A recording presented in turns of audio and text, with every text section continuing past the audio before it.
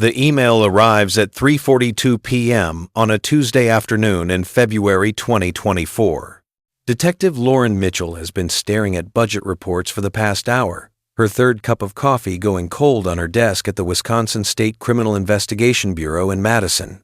She almost dismisses the notification as another routine update. Then she sees the subject line, CODIS match, priority, case #68 to 0847. Her hand freezes over the mouse. Case #68 to 0847. Lauren has worked cold cases for 16 years. She knows that number. Everyone in her department knows that number. It's written on a sticky note that's been passed from detective to detective for over 5 decades, residing currently on the bulletin board above her desk. Emma Catherine Wright. Missing since October 3rd, 1968. File last updated 2021. 54 years. Lauren clicks the email open. Her heart rate accelerates as she reads the first line. DNA profile from evidence item Hajan-2 has produced a match in the combined DNA index system. In 1968, when 15-year-old Emma Wright vanished while walking home from her piano lesson in rural Ashford County, Wisconsin, DNA was barely understood outside of university research laboratories.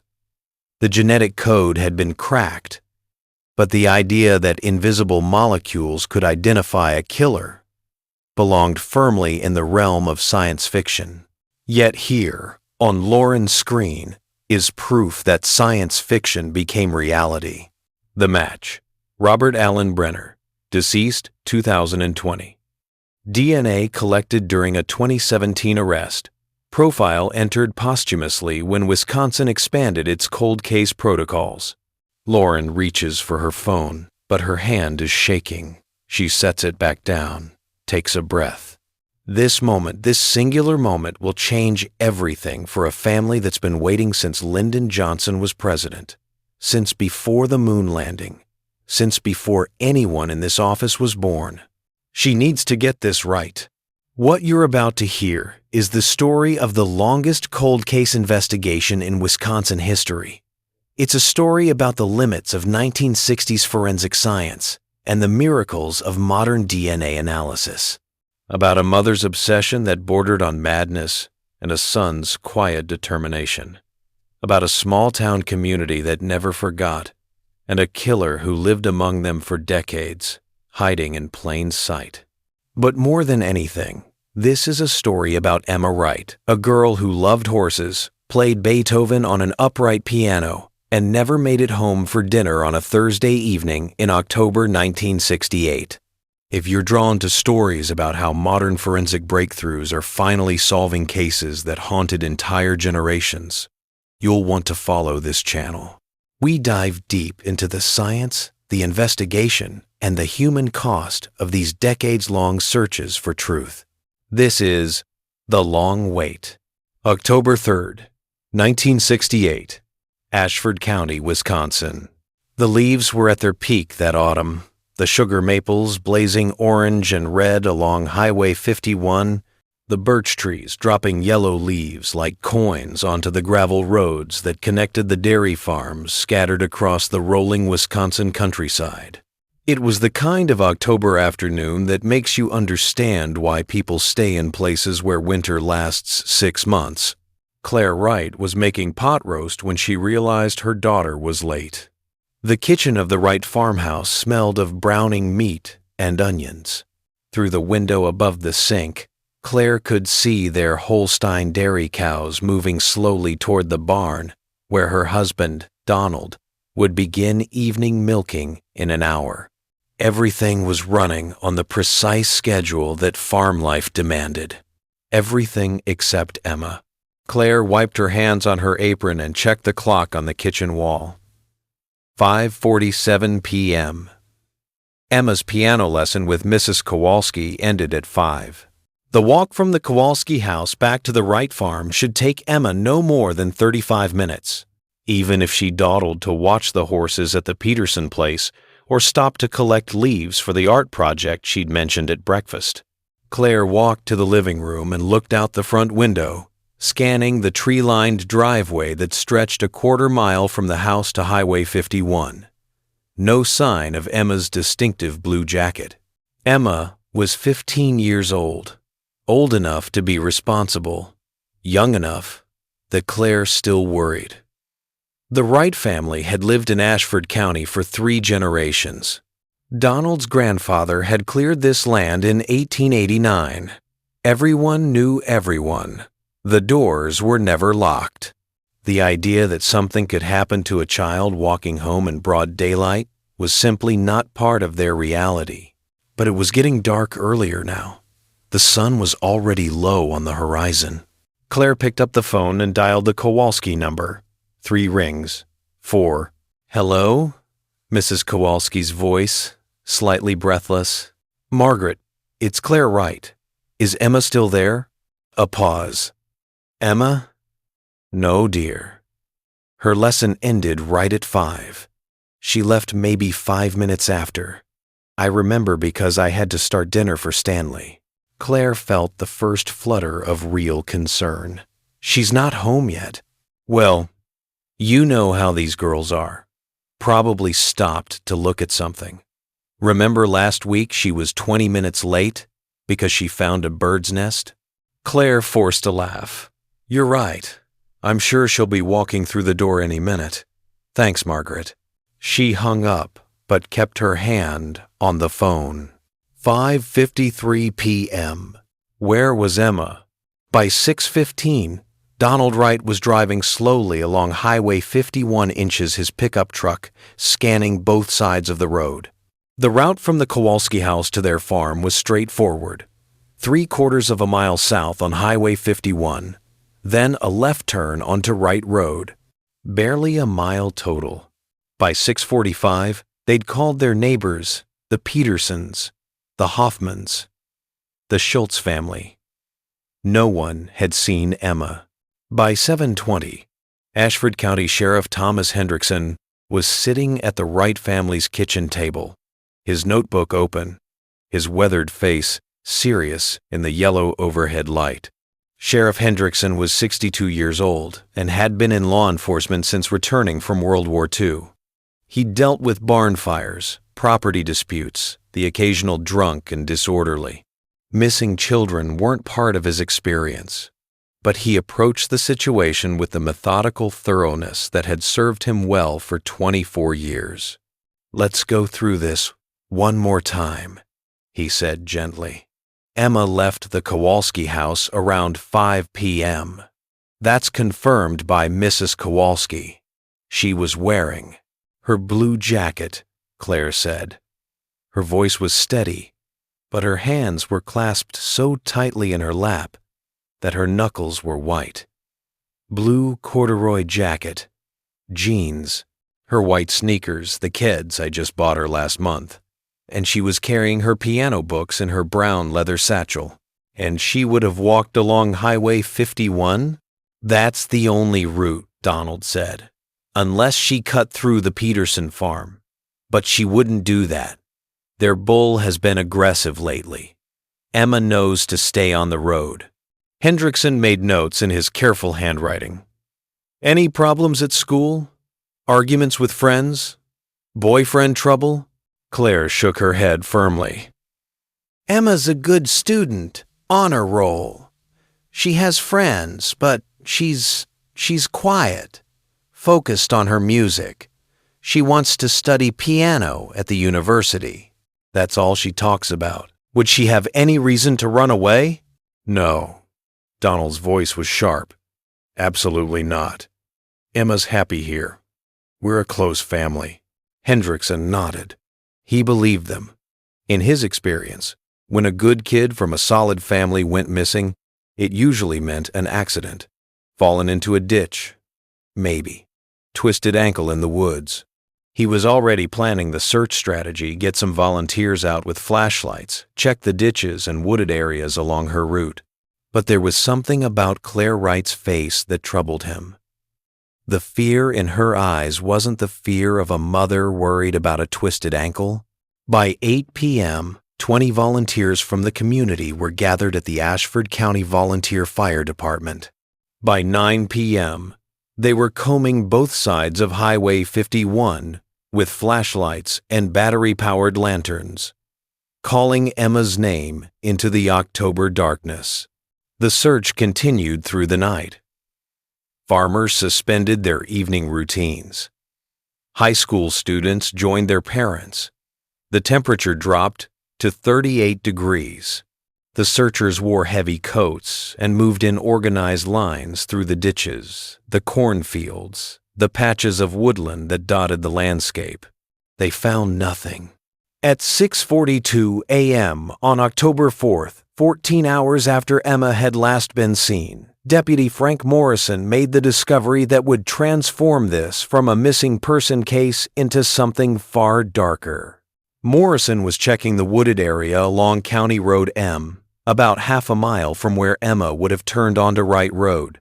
The morning sun was just beginning to filter through the trees, creating long shadows across the forest floor. That's when he saw it, a splash of blue against the brown leaves. Emma's jacket. Morrison approached carefully, his training overriding his instinct to run forward. The jacket was lying half-hidden under a fallen log, partially covered with leaves and pine needles. It appeared to have been placed there deliberately, not fallen or discarded casually. Morrison didn't touch it. He radioed Sheriff Hendrickson immediately. Within 30 minutes, the Wisconsin State Crime Laboratory had been called. By noon, FBI Special Agent Richard Dalgliesh was on scene. The investigation had escalated from a local missing person case to a potential abduction. The jacket was carefully photographed, documented, and collected. FBI technician Harold Chen, a meticulous investigator who had trained in the emerging field of microscopic evidence analysis, examined every fiber, every thread, every stain. What he found would sit in an evidence box for 54 years, waiting for technology to catch up. There were fibers on the jacket that didn't match Emma's clothing. There were microscopic traces of biological material on the collar, so small that Chen could barely collect them with the tools available in 1968. He documented everything with the precision of a scientist who understood that even though these samples couldn't be analyzed now, perhaps someday they could be. Chen had no way of knowing he was collecting DNA evidence. The term wouldn't be applied to criminal investigation for another decade. But his thoroughness would eventually solve a case that seemed unsolvable. The search for Emma Wright became one of the largest missing person investigations in Wisconsin history. Over the next 3 weeks, more than 400 volunteers scoured an area covering 60 square miles. The FBI brought in tracking dogs from the state prison system. Helicopters flew grid patterns over the farms and forests of Ashford County. They found nothing else. No body, no additional evidence, just that blue jacket, carefully hidden in the woods, telling a story that investigators couldn't yet read. The investigation interviewed over 300 people, every man between the ages of 16 and 70 within a 20-mile radius, drifters who'd been seen in the area, parolees with any history of violence. The questioning was thorough, systematic, and ultimately fruitless. Among those interviewed briefly, superficially, was a 24-year-old named Robert Allen Brenner, who lived on a family property about 4 miles from where Emma's jacket was found. The deputy who spoke with him noted that Brenner had been home alone that afternoon working on his car. No alibi, but also no red flags. Brenner's name appeared on page 47 of the interview logs. 1 paragraph. Then he disappeared into the mass of documented dead ends. The case went cold as winter set in, and Emma Wright became a ghost that would haunt Ashford County for the next 5 decades. Claire Wright's unraveling happened slowly, like ice melting at the edge of a lake. You don't notice the change day by day. But by spring, something fundamental has shifted. The first year, the rituals seemed normal, healthy, even. Claire kept Emma's bedroom exactly as it had been on October 3rd, 1968. The bed made with the yellow quilt Emma's grandmother had sewn. The piano book stacked on the desk, still open to Beethoven's Moonlight Sonata, the piece Emma had been practicing for her upcoming recital at the county fair. Claire would sit in Emma's room every evening after Donald fell asleep, just sitting in the wooden chair by the window, looking out at the driveway as if Emma might still come walking up that gravel path, her brown leather satchel swinging at her side. "She's keeping Emma's memory alive," the women at church would say. "It's how she copes." But by 1970, something had shifted. Claire began making daily trips to the Ashford County Sheriff's Department. At first weekly, then 3 times a week, then every single day. She would arrive at 9 a.m. sharp, carrying folders of notes she'd written the night before, observations, theories, connections she'd drawn between Emma's case and missing person reports from across the Midwest. Sheriff Hendrickson, and later, after his retirement in 1973, Sheriff Dale Morrison received her with patience that gradually became exhaustion. "There's a pattern," Claire would insist, spreading newspaper clippings across the sheriff's desk. "Look, here's a girl who went missing in Minnesota in 1970, 15 years old, blonde hair like Emma. And here Iowa, 1971, another 15-year-old. Don't you see? It's the same person." The sheriffs would look at the clippings. Sometimes the similarities were their young, blonde, rural areas. But just as often, Claire's connections were tenuous at best. A girl who went missing in Milwaukee, urban, not rural. A case in Michigan where the girl was later found alive, having run away with her boyfriend. Claire's letters to the FBI became increasingly frequent and increasingly disconnected from the actual evidence in Emma's case. She wrote about organized crime rings, trafficking young girls across state lines. She contacted psychics who claimed to see visions of Emma in various locations. She hired 3 different private investigators, paying them with money the family couldn't afford to spend, only to have each one eventually admit they'd found no new leads. Donald tried to support his wife while also maintaining the farm and caring for their son, Daniel, who was 7 when Emma disappeared. But Donald's way of grieving was silence, burying himself in the daily routines of milking, feeding, repairing equipment. He needed normalcy. Claire needed answers. The distance between them grew. Daniel Wright would later describe his childhood as living in a house with a ghost. Not Emma's ghost. Emma herself had been sweet, patient, a kind older sister who let him sit beside her during piano practice. The ghost was his mother's obsession, the specter of Emma who might be found that haunted every conversation, every family dinner, every holiday. His mother's bedroom, she'd moved into Emma's room permanently by 1975, became a command center. She covered the walls with maps of Wisconsin, Minnesota, Iowa, and Illinois, marking locations with different colored pins, red for confirmed missing persons, blue for suspected connections, yellow for persons of interest she'd identified through her own research. Some of her theories had merit. Claire had correctly identified several cases across the Midwest that did share characteristics with Emma's disappearance. Young women, rural areas, similar time frames. But she lacked the resources and the interagency communication systems to connect these dots in a way that law enforcement would take seriously.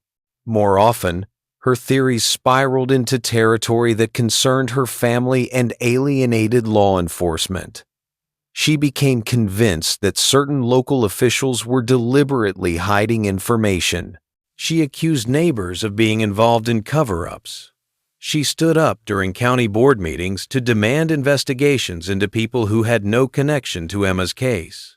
The community's initial sympathy curdled into discomfort, then avoidance.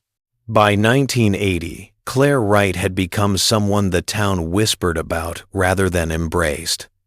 Poor Claire, they'd say. She never recovered. But here's what nobody understood at the time. Claire wasn't entirely wrong. Yes, her obsession had consumed her life. Yes, many of her theories were unfounded. But buried within her mountains of research were genuine insights that wouldn't be validated for another 40 years. In 1976, Claire had written a detailed letter to the Wisconsin Department of Justice outlining her belief that whoever took Emma had likely committed similar crimes before and would likely commit them again. She theorized that the perpetrator was local, someone familiar with the back roads, someone who could move through the community without drawing suspicion. She was right.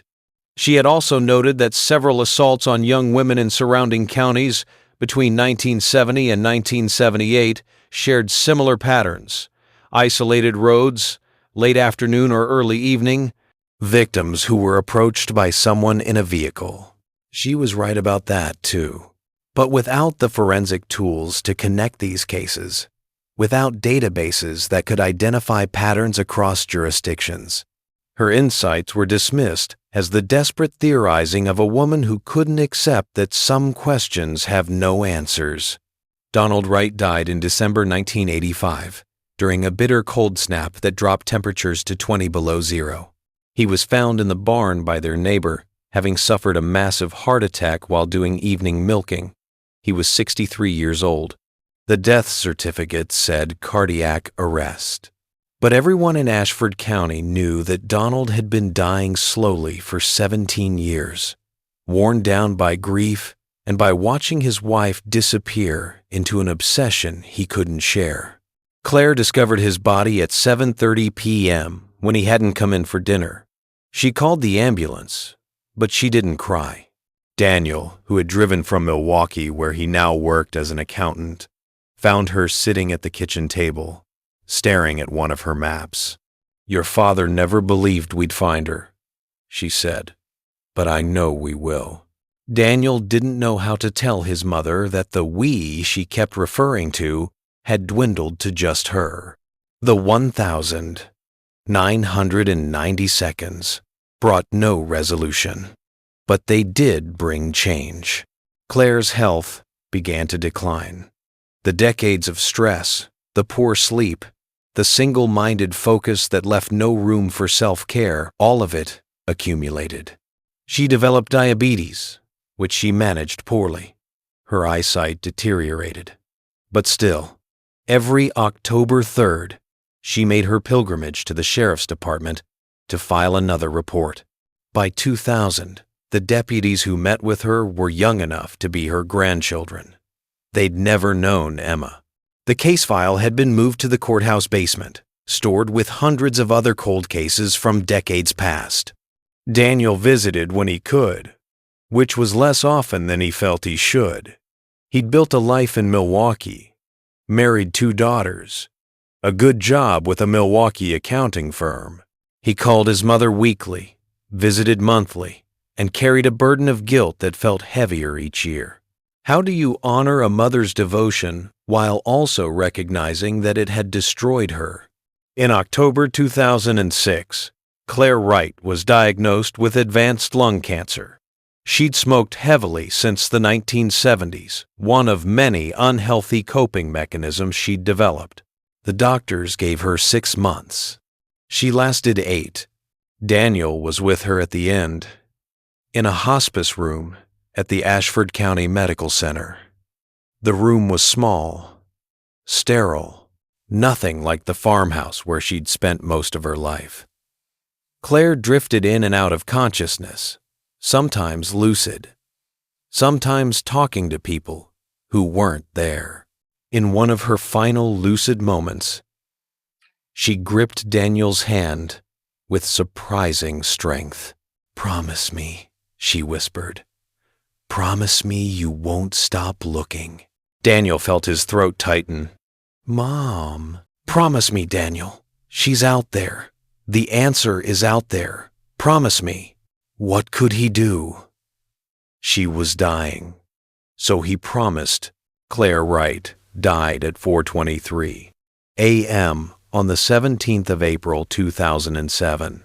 She was 76 years old.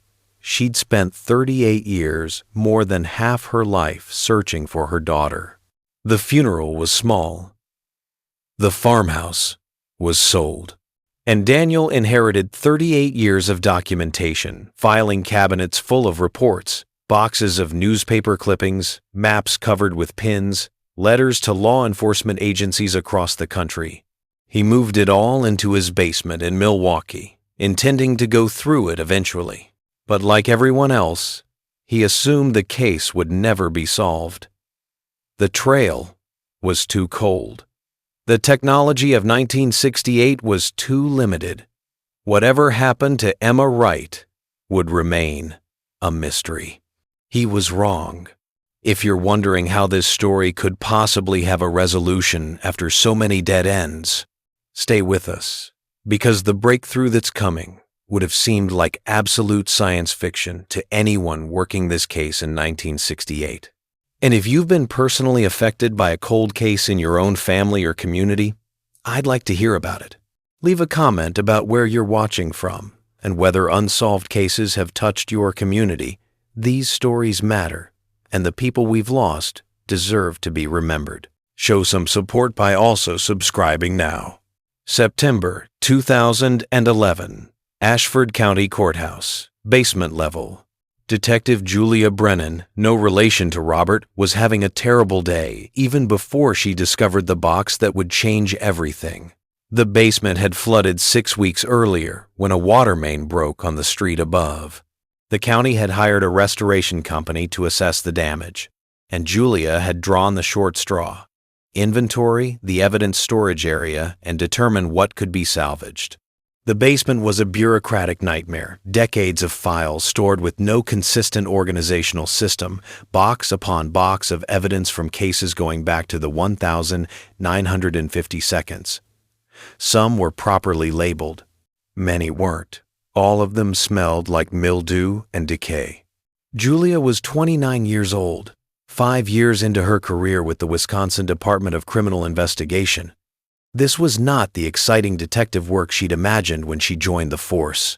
She was on her 3rd hour of cataloging when she found a cardboard box that had been pushed to the very back of a storage shelf, protected from the worst of the water damage by the boxes in front of it. The label was faded, but still legible. Wright, Emma C. Case, #68-20847. Evidence items, 1 to 22. Julia paused. She'd heard of the Wright case every investigator in the region had. It was the legendary cold case, the one that old-timers talked about when discussing investigations that got away. She carefully opened the box. Inside were evidence bags, each one meticulously labeled in what must have been Harold Chen's handwriting. Julia later learned that Chen had died in 1994, but his reputation for careful evidence collection had been legendary. This box was proof of why. Evidence bag, #4. Blue corduroy jacket, female, size medium. Recovered, the 4th of October 2068, County Road M. Evidence bag #7. Fiber samples, origin unknown, collected from jacket collar. Evidence bag #1. Biological material, microscopic, collected from jacket collar and left shoulder area. Type unknown. Insufficient quantity for analysis with current methods. Julia stared at bag #1 for a long moment. Biological material. Insufficient for analysis with current methods. Current methods in 1968. But this was 2011. DNA analysis had advanced exponentially in the 43 years since this evidence was collected. The Wisconsin State Crime Laboratory could now extract DNA from touch evidence, from microscopic skin cells, from samples that would have been considered worthless just a decade earlier. Julia very carefully repacked the box, maintaining the chain of custody documentation that Chen had established in 1968. Then she carried it upstairs to her supervisor's office. "I need to run something by you," she said. "The political reality of cold cases is this. They're expensive, time-consuming, and rarely solved. Department budgets are tight. Resources go to active investigations. A case from 1968 competes with cases from last year that might still have living witnesses, fresh evidence, better chances of success." Julia's supervisor, Captain Robert Hayes, looked at the Emma Wright evidence with the weary expression of someone who'd been in law enforcement for 30 years. "You know how much it costs to run a full DNA analysis?" he asked. "I do. And you know that even if we get a profile, we might not get a match." "I know. And you know that the mother died years ago, right? And I think the father's gone too. So we're talking about solving a case that nobody's actively pushing for anymore." Julia met his eyes. "With respect, sir, Emma Wright is still pushing for it. She's been in that basement for 43 years, waiting for us to catch up with the science." Hayes studied her for a long moment, then sighed. "Write up a proposal. I'll see what I can do." 6 months later, after budget approvals and bureaucratic wrangling, the evidence from Emma Wright's case was delivered to the Wisconsin State Crime Laboratory. Dr. Sarah Lindstrom, a forensic DNA analyst who specialized in degraded samples, examined the biological material that Harold Chen had collected in 1968. Under modern microscopy, she could see what Chen could only speculate about: skin cells, so perfectly preserved by Chen's careful evidence handling that they were still intact after 4 decades. The DNA extraction process took 3 weeks. The profile that emerged was partial, not the complete genetic fingerprint they would have gotten from fresh blood or saliva, but enough to run through the combined DNA index system.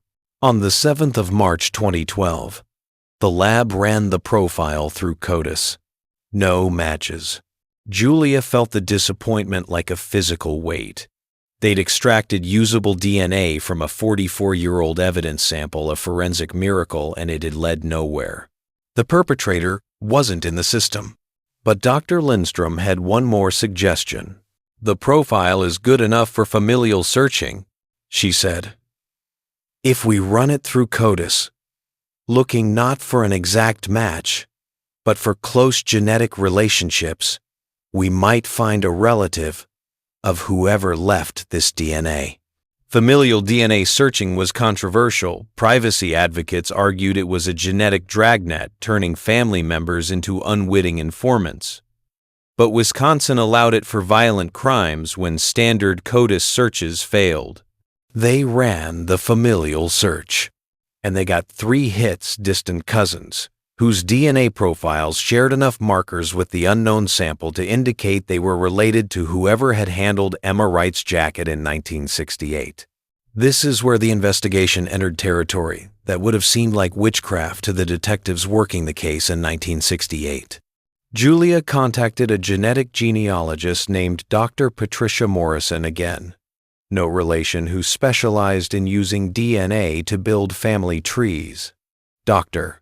Morrison had worked several cold cases for law enforcement agencies across the country, using publicly available genealogy databases combined with traditional genealogical research to identify suspects. The 3 codis matches gave Dr. Morrison a starting point. All 3 individuals had done voluntary DNA tests and uploaded their results to the codis database after being excluded as suspects in other cases. They were law-abiding citizens who happened to share distant ancestors with someone who'd committed a crime in 1968. Dr. Morrison began building family trees backward through time. She started with the 3 known individuals and worked backwards through public records, birth certificates, marriage licenses, census data, death records. She built sprawling family trees that stretched back to the 1800s, when the ancestors of all three matches had emigrated from Germany and settled in Wisconsin. It took her 9 weeks of full-time work.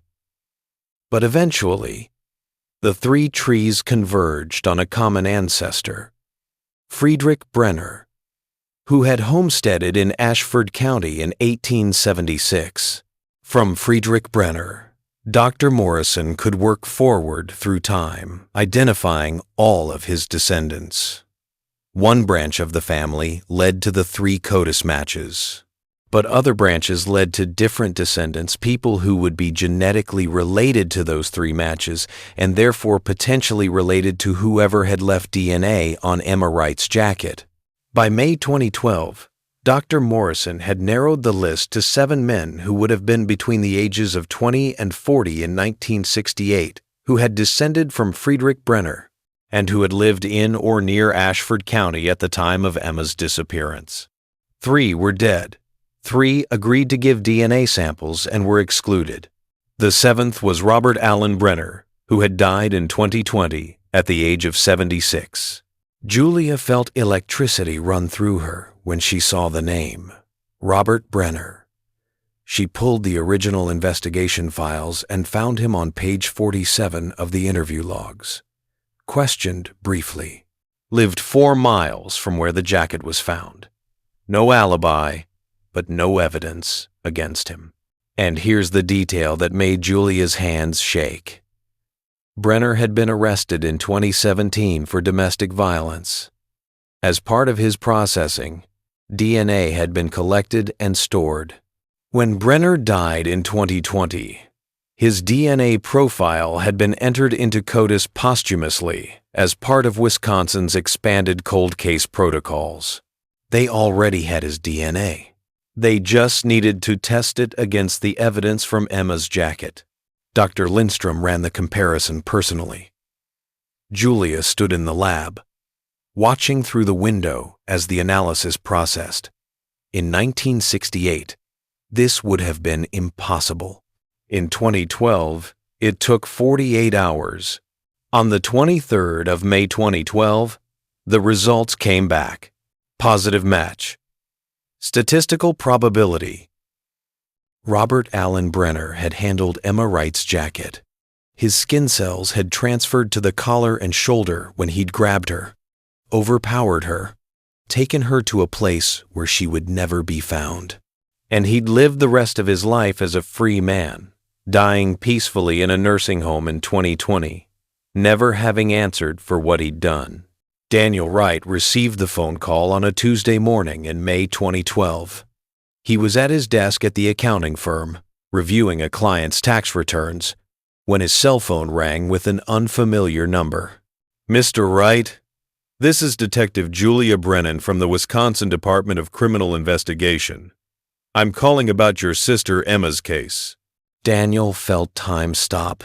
He'd gotten calls about Emma before over the decades, usually from reporters doing anniversary stories, occasionally from amateur sleuths who had theories they wanted to share, but never from an active investigator. "What about it?" His voice came out rougher than he intended. "Would it be possible for you to come to Madison? There's something I need to discuss with you. In person." 2 days later, Daniel sat in a conference room at the DCI headquarters in Madison. Julia Brennan sat across from him, a thick file folder on the table between them. She was younger than he expected, early 30s, maybe, but her eyes were serious, kind. "Mr. Wright, I need to tell you something about your sister's case. But first, I need to know, are you prepared to hear difficult information?" Daniel had been preparing for 44 years. "Yes." Julia opened the folder. "We've identified the person who took your sister." The room seemed to tilt. Daniel gripped the edge of the table. His name was Robert Allen Brenner. He lived in Ashford County. He died in 2020. Julia walked him through the entire investigation, the evidence Harold Chen had collected, the DNA analysis, the genetic genealogy, the final match. When she finished, Daniel sat in silence for a long moment. "My mother spent 38 years searching," he finally said. "She destroyed herself trying to find answers. And the answer was in that evidence box the whole time, just waiting for the technology to catch up." "Your mother wasn't wrong," Julia said quietly. "We've been reviewing her correspondence, all the letters she sent to law enforcement over the years. Some of her theories about this being a local person, about there being similar cases in the area, she was right. She just didn't have the tools to prove it." Daniel felt something crack open in his chest. For decades, he'd thought of his mother's obsession as tragic, destructive, a cautionary tale about how grief could warp a person. But maybe it had been something else too. Maybe it had been dedication, persistence, love in its most stubborn form. "I need to tell you something else," Julia said. "This investigation isn't over. We believe Brenner may have been involved in other disappearances." The investigation into Robert Allen Brenner's life revealed a pattern that had been invisible in real time, but became horrifyingly clear when viewed through the lens of modern database analysis. Between 1969 and 1986, there were 7 missing person cases in Wisconsin and northern Illinois involving young women aged 14 to 19. All occurred in rural areas. All involve victims who were last seen walking or biking alone on isolated roads. All remained unsolved. Julia and her team began the painstaking process of tracking down evidence from these cases, looking for anything that might contain DNA that could be compared to Brenner's profile. They found evidence in 3 of the cases: a scarf, a torn piece of clothing, a backpack. In 2 of them, DNA extracted from fabric matched Robert Brenner. The 3rd case, a 16-year-old named Jessica Hoffman, who disappeared in 1974, yielded no DNA match, but provided something else: a witness statement that had been overlooked in the original investigation. A farmer named Henry Schultz had reported seeing a dark blue pickup truck parked along County Road K on the afternoon Jessica disappeared.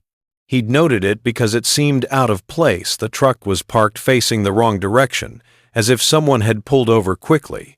Schultz had written down a partial license plate number, but when police followed up, they found the number matched several hundred vehicles, and the lead went nowhere. Julia ran that partial plate number through modern DMV databases, cross-referencing it with people who had lived in Ashford County in 1974. One match: Robert Allen Brenner, dark blue Ford F800. The deeper Julia dug into Brenner's background, the clearer the picture became.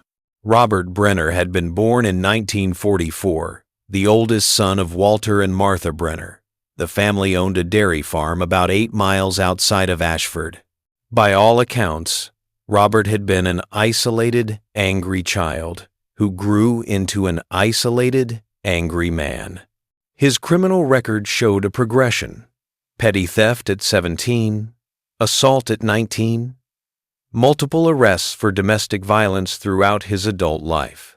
His first wife had divorced him in 1975, citing abuse.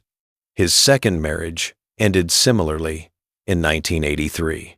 Neither woman had reported the full extent of the violence they'd experienced, a pattern Julia recognized from years of working domestic violence cases. Most chillingly, Julia discovered that in 1982, Brenner had been questioned in connection with an assault on a 17-year-old girl who'd been hitchhiking near Highway 51. The girl, Sarah Martinez, had reported that a man in a blue pickup truck had offered her a ride, then became aggressive when she declined. He'd grabbed her arm before she managed to break free and run into the woods. She'd reported the assault. She'd described the truck, the man, even the location. But when police followed up, Brenner denied everything. With no physical evidence and a victim whose credibility was questioned because she'd been hitchhiking, The case went nowhere. Sarah Martinez, Julia learned, had moved to California in 1983. Julia tracked her down. She was now Sarah Valdez, 57 years old, living in San Diego with her husband and 3 children. When Julia called her to explain about the Emma Wright case, Sarah was silent for a long moment. "I always knew," she finally said. "I knew that man was dangerous. I knew he'd done something terrible, but nobody believed me." End quote. "I believe you," Julia said, "and I'm sorry nobody believed you then." But here's what haunted Julia most as she built the case against Robert Brenner. In October 1968, when Emma Wright disappeared, law enforcement had actually searched Brenner's property. Sheriff Hendrickson had obtained a search warrant based on witness reports that placed Brenner's truck in the area that afternoon. But the search had been delayed by 2 weeks while the warrant was processed through county court. 2 weeks that gave Brenner time to move or destroy any evidence that might have been on his property. When deputies finally searched in late October, they found nothing suspicious. They searched the house, the barn, the immediate grounds. They found a man who was cooperative, if cold, who expressed appropriate concern about the missing girl, who had no obvious connection to Emma Wright. They didn't search the wooded area at the back of the property.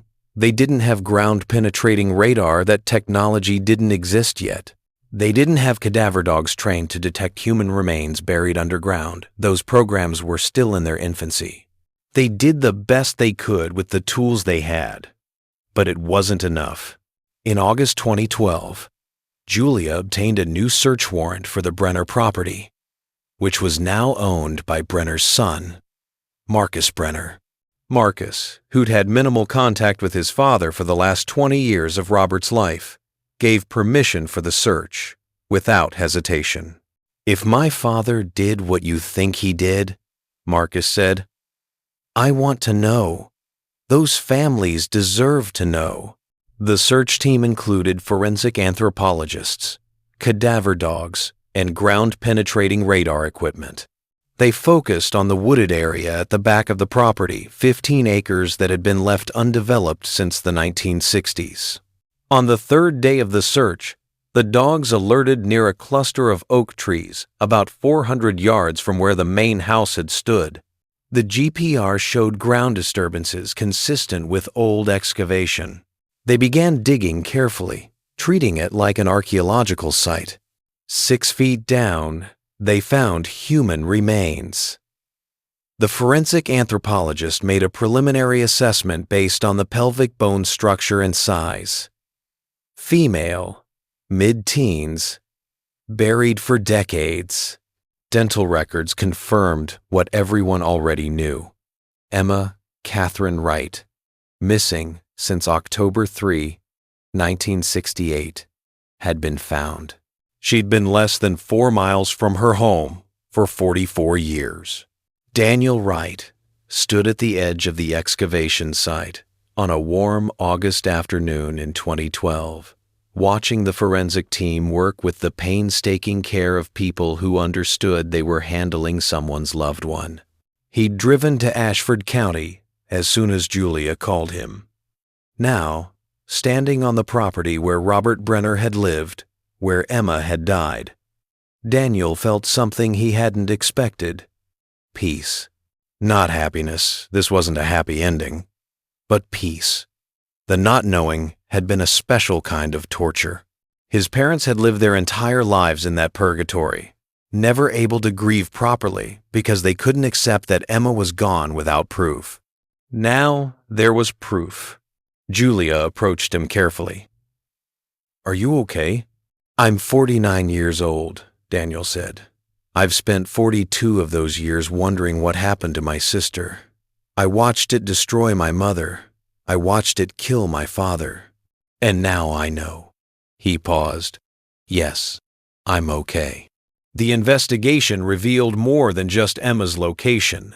The forensic team found 3 more sets of remains on the Brenner property over the next 2 weeks. DNA analysis identified them as Jessica Hoffman, 16, missing since 1974. Amanda Torres, 15, missing since 1978. Rachel Kowalski, 17, missing since 1982.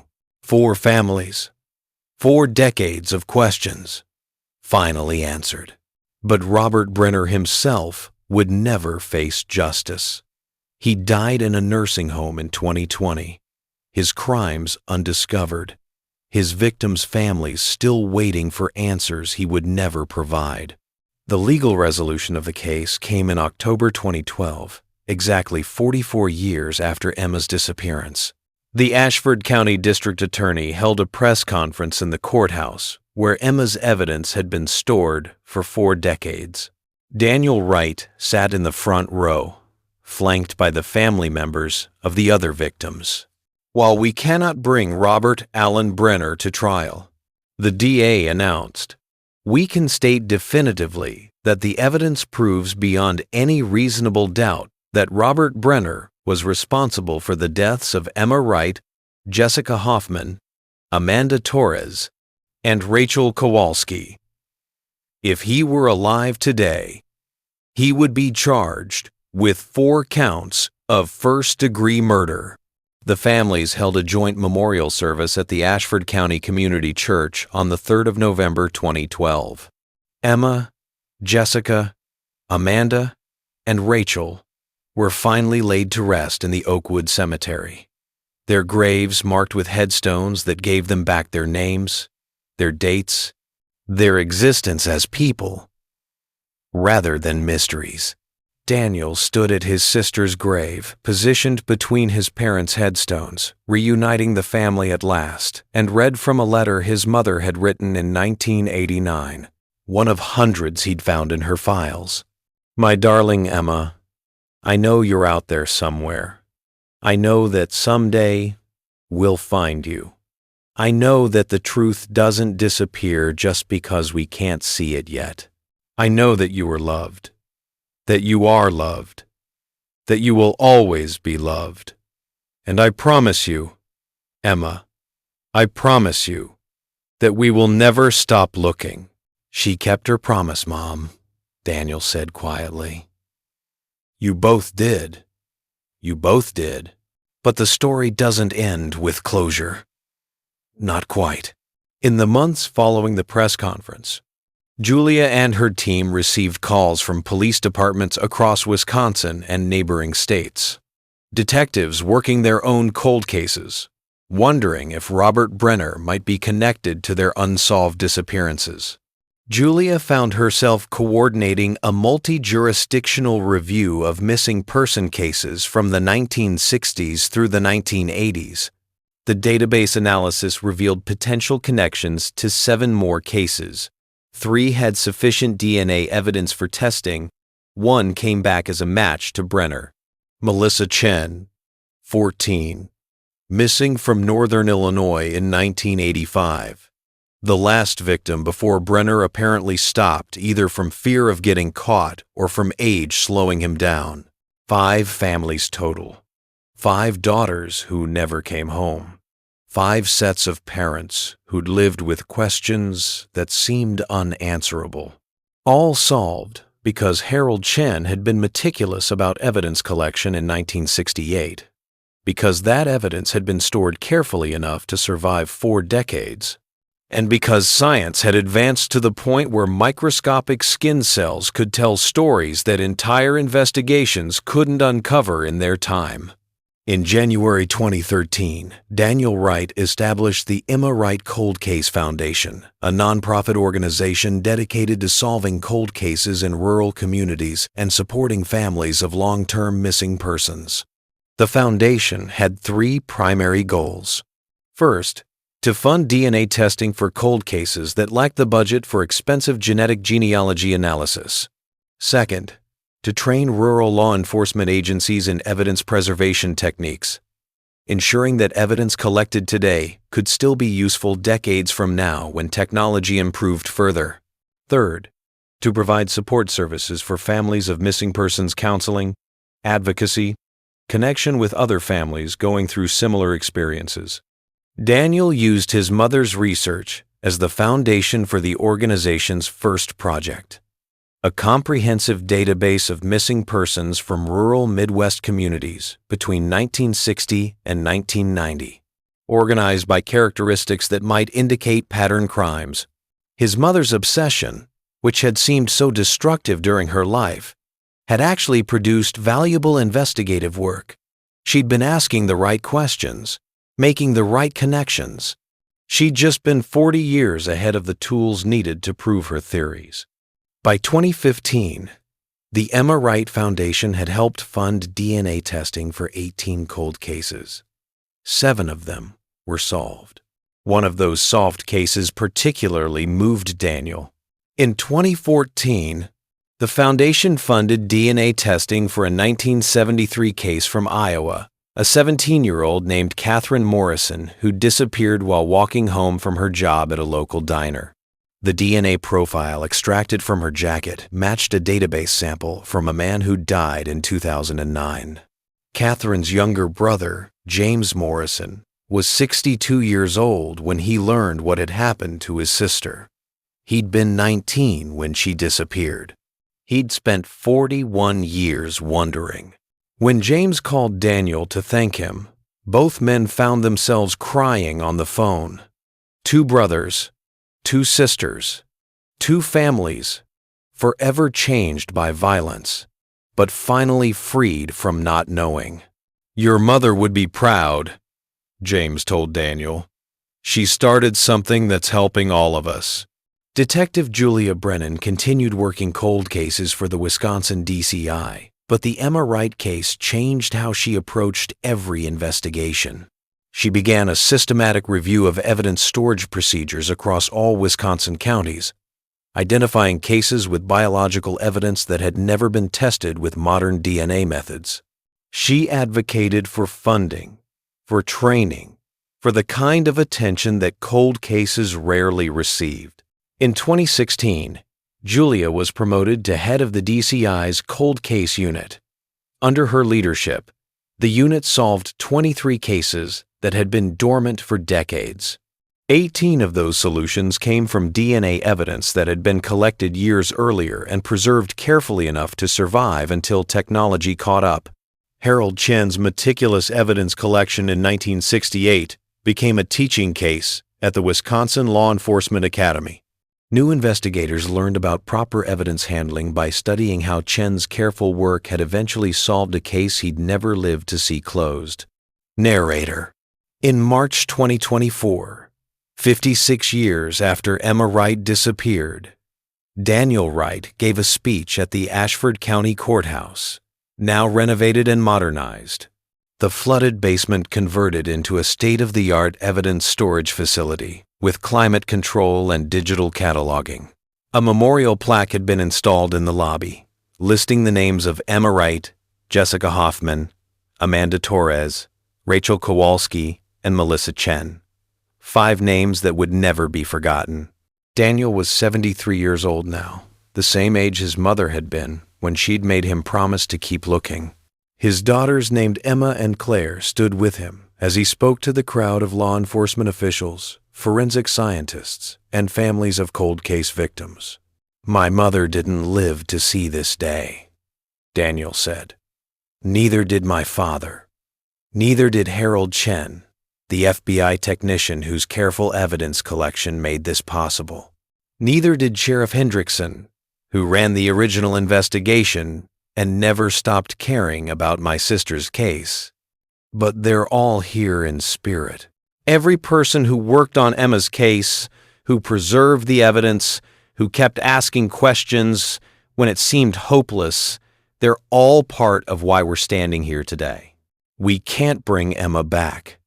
We can't give my parents the closure they deserved. We can't undo 56 years of pain and questions. But we can learn from this. We can honor the victims by making sure that evidence is preserved, that cases are never truly closed, just waiting, that families get answers, even if those answers come decades later.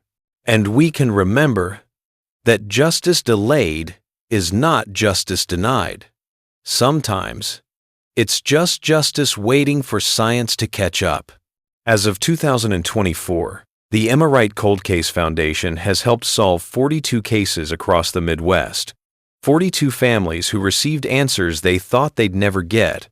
42 people who are no longer mysteries, but remembered individuals with names, stories, and people who loved them.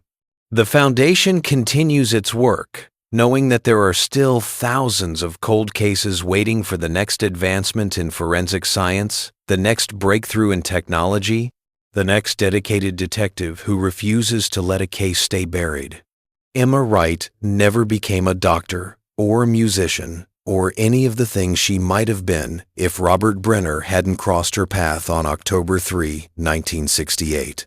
But through the foundation that bears her name, she's helped bring closure to dozens of families who were trapped in the same terrible limbo her family endured. Maybe that's not justice. Not the kind we want, where the guilty face consequences and the innocent are protected. But it's something. It's acknowledgement. It's truth. It's families who can finally grieve properly, who can finally hold funeral services, who can finally move forward knowing what happened to the people they lost. And sometimes, after 54 years of waiting, that's everything. The Emma Wright case reminds us that cold cases are never truly hopeless. They're just waiting for technology to advance, for the right investigator to look at old evidence with fresh eyes, for family members who refuse to stop advocating. If you've been moved by Emma's story and the stories of the other victims, please consider subscribing to this channel. We cover the intersection of forensic science and justice, highlighting the cases that seem impossible until suddenly they're not. And if you or someone you know has been affected by a cold case, whether in Ashford County, Wisconsin, or anywhere else, leave a comment sharing your experience. These stories need to be told. These people need to be remembered. And the families who are still waiting need to know they're not alone. The work continues. The waiting continues. But as long as evidence is preserved and investigators keep asking questions, there's always hope. This has been The Long Wait, a 54-year search for justice. Thank you for listening.